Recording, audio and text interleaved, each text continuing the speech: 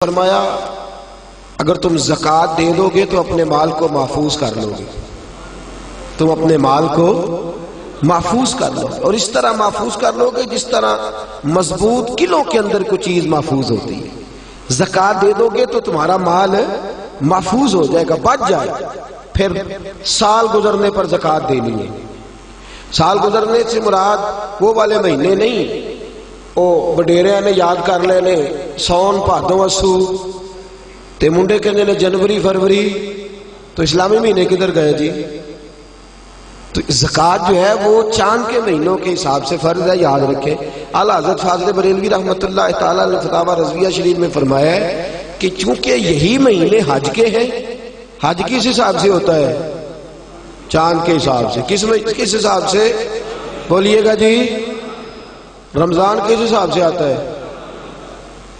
اس دفعہ جون کے حساب سے آیا یا اپنے حساب سے آیا ہے؟ چاند کے۔ تو فرمایا اللہ تبارک و تعالیٰ نے ساری عبادات تیرے اوپر چاند کے حساب سے فرض کی ہے، تو زکوٰۃ بھی اسی حساب سے تیرے اوپر فرض ہوگی۔ جب سال گزر جائے گا تو زکوٰۃ تیرے اوپر فرض ہو جائے گا۔ اب جتنا بھی مال انسان کے پاس ایسا موجود ہے کہ جو اس کی ضروریات، فقہ کے اندر کہتے ہیں اس کو حاجات اصلیہ، وہ حاجات اصلیہ سے جتنا مال بھی زیادہ ہے، ایک آدمی کو ایک موٹر سائیکل کی ضرورت ہے اور اگر اس نے دو رکھی ہوئی ہے تو اسے دوسرے پر زکوٰۃ دینی ہوگی۔ ضرورت کتنی کی تھی؟ ایک کی، اس نے دو رکھ لی۔ جاگ رہے نا آپ لوگ، اللہ آپ کو جزائے خیر دے۔ تو دو رکھ لی اس نے، تو اس نے زکوٰۃ دینی ہے۔ اب زکوٰۃ کیا ہر سال دینی ہے؟ اگر ہر سال مال کے نصاب رہے گا، میں نے کہا تھا آپ کو تھوڑا سا توجہ کرنی پڑے گی، ہر سال وہ مال کے نصاب ہوگا اور سال کے شروع سے لے کر آخر تک اگر وہ مال کے نصاب رہا تو اس نے زکوٰۃ، درمیان کے اندر اگر کمی بیشی ہو گئی، یہ بات آپ نے غور سے سننی ہے۔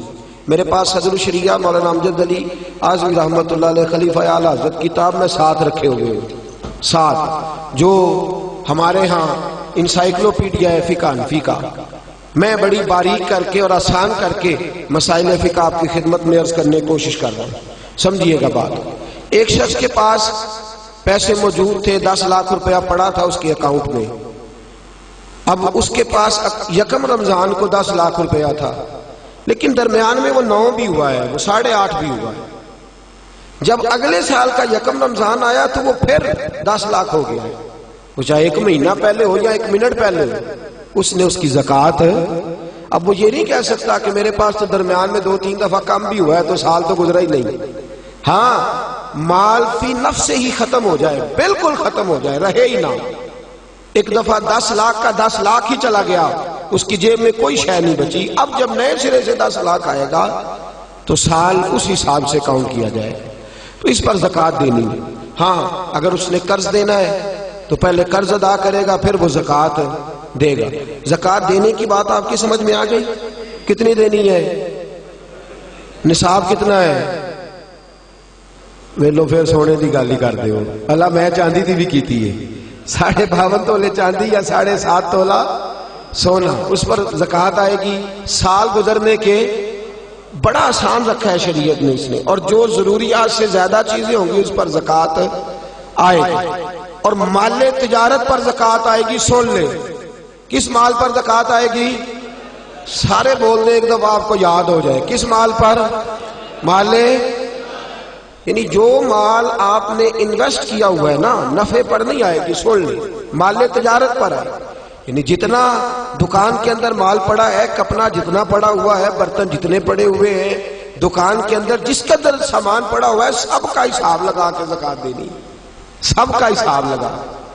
وہ اس طرح نہیں دینی زکوٰۃ کہ پرانے کپڑے نئے جو آئے تھے عید پہ وہ تو بک گئے، پرانے رہ گئے جن کو خریدتا کوئی نہیں، تو اب ارادہ کیا چلو یہ زکوٰۃ میں دے دیتے۔ اس طرح لن تنالوا البر حتی تنفقوا مما تحبون، فرمایا تجھے نیکی اس وقت ملے گی جب تو اپنی پیاری چیز اللہ کی راہ میں خیرات کرے، جب تو اپنی پیاری چیز اللہ کے راستے میں۔ اور سن لیں، جب کسی کو زکوٰۃ دیں گے تو اسے مالک بھی بنانا ہوگا۔ کیا کریں گے؟ اسے مالک بنانے سے مراد یہ ہے کہ آپ اس کے ہاتھ میں دیں گے کہ بھئی یہ تیرے ہیں، تو اپنی مرضی سے ان کو استعمال ہے. یہ نہیں کہہ سکتے کہ میں نے روٹی پکائی ہے چل کھا اور نکل جا، زکوٰۃ ہو گئی. اس طرح زکوٰۃ ادا. ایک صاحب بعض اوقات لوگ جو ہوتے ہیں وہ آتے ہیں، ایک دوست میرے پاس بھی آئے، کہنے لگے مدرسے میں زکوٰۃ دینی ہے، مجھے کوئی کام بتائیں مدرسے کا، وہ کام میں کر دوں. میں نے کہا آپ کہیں اور چلے جائیں. بھئی زکوٰۃ سے مراد یہ ہے کہ آپ اس کو مالک بنائیں، جہاں ضرورت ہوگی وہاں وہ اس چیز کو خرچ. تو میں نے کہا ویسے بھی اگر اعتماد اتنا تھوڑا ہو تو وہاں تو زکوٰۃ ہوتی نہیں کہ مجھے بتا دیں کہ میں کچھ کر دوں. تو میں نے کہا تھوڑا تھوڑا تھوڑا تھوڑا دوسروں کو بھی دیانتدار سمجھے. سب نے دنیا سے جانا ہے، اللہ کی بارگاہ میں حاضر ہونا ہے، آپ کہیں اور چلے جائیں. ویسے بھی ہم نے تھوڑا رویہ اور طرح کا رکھا ہوگا ان معاملات کے اندر، ہم ذرا ویسے ہی محتاط چلتے ہیں. تو عرض کرنے کا مقصد یہ ہے کہ آپ سامنے والے کو مالک بنائیں، اسے آپ مجبور نہیں کر سکتے. ایک مثال سنیے، اگرچہ کپڑے دینے سے زکوٰۃ ادا ہو جاتی ہے، لیکن ایک آدمی کے پاس کپڑے تو ہیں، دوائی کے پیسے نہیں. آپ اسے زکوٰۃ دیتے ہیں، کہتے ہیں کپڑے خرید لے. اسے کپڑوں کی ضرورت ہے کہ دوائی کی؟ وہ بغیر دوائی کے اٹھ ہی نہیں سکتا چارپائی سے. آپ نے اسے پابند کر دیا ہے کہ تو نے کپڑے لینے، تو وہ کیا کرے گا؟ تو آپ اسے مالک بنائیں. اور پھر شریعت کہتی ہے کہ مستحب یہ ہے کہ ایک کو زکوٰۃ زیادہ دو تاکہ اس کا کچھ بن جائے. بلکہ حضرت عمر بن عبدالعزیز تو فرمایا کرتے تھے کہ اس کو زکوٰۃ لگتی ہو تو اتنی دے دو، اتنی دے دو کہ اگلے سال وہ خود زکوٰۃ دینے کے قابل ہو جائے. یہ جو بانٹنے کا طریقہ ہے نا 100 کر کے، وہ فقیر ساری زندگی، اور میں اکثر کہتا ہوں مانگنے والا بھی ساری زندگی اسی چکر میں رہتا ہے، اسی چکر میں. حاجی صاحب نے اس دفعہ آٹے کا توڑا دیا تو جاتی دفعہ کہتے ہیں اگلے سال بھی ساڈا خیال رکھے گا. او خدا کے بندے، اگلے سال بھی تیرا یہی پروگرام ہے مانگنے کا ہی، تو یہ دعا کیوں نہیں کرتا کہ یا اللہ اگلے سال مجھے دینے کی توفیق عطا فرما، مجھے ہمت دے اگلے سال میں دینے لگ جاؤں. تو زکوٰۃ آپ سامنے والے کو مالک بنائیں اور ضروریات سے زیادہ حساب لگائیں. ہر شے سن لے، جو بچی کے لیے آپ نے جہیز بنا کے رکھا ہوا ہے اس پر بھی زکوٰۃ آئے گی، آپ نے اس پر بھی زکوٰۃ دینی ہے. آپ نے اپنے مکان کے لیے پیسے رکھے ہوئے ہیں کہ میں نے مکان خریدنا ہے، خرید لیں گے تو زکوٰۃ نہیں آئے گی، اور جب تک خریدتے نہیں اس وقت تک زکوٰۃ آئے گی. اللہ تبارک و تعالیٰ نے جو قاعدہ ہمارے لیے بیان فرمایا، ہمیں اس قاعدے کو ہمیشہ یاد اور باریک حساب کریں. زکوٰۃ کا باریک حساب کریں، ایک آنا بھی پیچھے نہیں بچنا چاہیے. زیادہ سے زیادہ دیں، زیادہ سے زیادہ دیں. ہم لیتے وقت حساب باریک کرتے ہیں اور دیتے وقت کون سا کرتے ہیں بھلا؟ موٹا موٹا. جی وہ کیا ہوتا ہے جی؟ وہ موٹا موٹا تو چاہیے تھا نا ذرا موٹا موٹا ہوتا، لیکن وہ ہم کام نہیں کرتے. باریک حساب کریں. فرض جو ہوتا ہے نا، فرض دیکھیں ایک شخص کہتا ہے میں موٹا موٹا کر کے عشاء کی نماز پڑھ رہا ہوں، کتنی رکعتیں پڑھی ہیں؟ کہ مجھے یاد ہی نہیں. تو نماز ہو گئی اس کی. اسے پتا ہونا چاہیے میری انویسٹمنٹ کتنی ہے، میرے ضروریات کتنی ہے، اور میں نے کتنے پیسے میں بچاتا ہوں، مجھے ان پر زکوٰۃ دینی ہے. زکوٰۃ دینی کس کو ہے یہ سن لیں. یہ قرآن مجید نے 10 لوگ بیان کیے ہیں، لیکن ان میں سے کچھ ایسے ہیں جن کو اب زکوٰۃ نہیں دی جا سکتی، زکوٰۃ دی نہیں جا سکتی. مثلا ایک قرآن مجید نے مؤلفۃ القلوب بیان کی ہے. جو لوگ نئے کلمہ پڑھتے ہیں ان کی تالیف قلب کے لیے ان کو ان کے گھر والے خاندان والے نکال دیتے تھے، ان کو بھی زکوٰۃ دی جا سکتی تھی تاکہ وہ اپنے پیروں پر کھڑے ہوئے. ایک زکوٰۃ دی جاتی تھی رکاب کو قرآن کہتا ہے، یعنی غلام آزاد کرانے کے لیے. وہ بھی معاملہ اب ختم ہو گیا. اب زکوٰۃ کس کو دیں گے؟ ایک زکوٰۃ لگے گی مسکین کو، فقیر کو اور مسکین کو. فقیر اس کو کہتے ہیں جس کے پاس ضروریات کی چیزیں موجود نہ ہوں.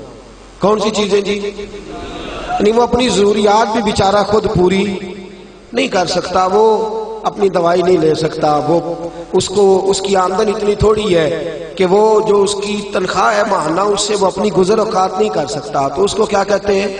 فقیر. اس کو زکوٰۃ لگتی ہے. مسکین اس کو کہتے ہیں جو اتنا غریب ہو کہ صبح کی روٹی ہو اور شام کی روٹی بھی اس کے پاس موجود نہ ہو، اس کو بھی زکوٰۃ لگتی ہے. پھر اس کے بعد جو عاملین زکوٰۃ ہوتے ہیں، یعنی جن کی ڈیوٹی ہوتی ہے زکوٰۃ اکٹھی کرنے کی، ان کو بھی زکوٰۃ میں سے تنخواہ دینا جائز ہے. جو عاملین مقرر کیے جاتے تھے نا، اب تو اتنی زکوٰۃ اللہ خیر کرے ہوتی کافی زیادہ ہے، میرا خیال ہے دیتے نہیں لوگ ساری. تو وہ زکوٰۃ کٹھی کرنا، اس کا پھر حساب کرنا، پھر اس کو تقسیم کرنا، تو ایک آدمی مستقل چاہیے ہوتا تھا اس کام کے لیے۔ تو عاملین زکوٰۃ جو ہوتے تھے ان کو بھی زکوٰۃ میں سے تنخواہ دی جاتی تھی۔ نبی پاک صلی اللہ تعالی وسلم نے دی ہے، صحابہ نے دی ہے، قرآن نے اس کی اجازت دی ہے، ان کو بھی زکوٰۃ لگتی ہے۔ اسی طرح ایک قرآن مجید نے شخص بیان کیا جس کو غارم کہتے ہیں، یہ آپ نے بڑی توجہ کرنی ہے، اس کو خاص کر سننا۔ غارم وہ شخص ہوتا ہے جو مقروض ہوتا ہے، اور میرے نبی پاک صلی اللہ علیہ وسلم نے فرمایا مقروض بھی قیدی ہوتا ہے، تو اس مقروض کا قرضہ ادا کرنے کے لیے بھی زکوٰۃ دینا جائز ہے، اس شخص کو بھی زکوٰۃ لگ جاتی ہے، وہ بھی مستحق زکوٰۃ ہے کہ اس طرح قرض میں پھنس گیا ہے کہ دو قسم کے مقروض ہوتے ہیں، ایک وہ ہوتے ہیں جتنا مارکیٹ میں دینا ہوتا ہے اس سے زیادہ لینا بھی ہوتا ہے، اس کو آپ غارم نہیں کہتے، اس کا تو کاروبار ہے، وہ چل رہا ہے، دے رہا ہے، لے رہا ہے۔ لیکن کچھ ایسے غارم ہوتے ہیں جو پھنس گئے ہیں، الجھ گئے، ان کا کاروبار ڈوب گیا ہے، سرے سے بیچارے الجھ گئے، ان کو آپ زکوٰۃ دیں، ان کو نئے سرے سے میدان کے اندر کھڑا کریں۔ بعض اوقات ایسے اچھے بزنس مین ہوتے ہیں ملک کے اندر، ایسے اچھے کاروبار کرنے والے لوگ ہوتے ہیں، لیکن کسی وجہ سے الجھ جاتے ہیں، دیوالیہ ہو جاتے ہیں، لوگ ان پر پھبتیاں کستے ہیں، مذاق اڑاتے ہیں، الزامات لگاتے ہیں، لیکن یہ نہیں دیکھتے کہ بھائی تجارت وہ کر رہا تھا، وہ شخص الجھ گیا ہے کسی وجہ سے، اس کو آپ زکوٰۃ دیں، اس کو زکوٰۃ دیں۔ حضرت وہب ابن منبہ رحمت اللہ تعالی علیہ فرماتے ہیں سب سے زیادہ زکوٰۃ مقروض تاجر کو دو، اس لیے کہ تاجر ریڑھ کی ہڈی ہوتا ہے، اگر وہ کھڑا ہو جائے گا تو معاشرے میں کئی اور لوگ بھی کھڑے ہو جائیں گے۔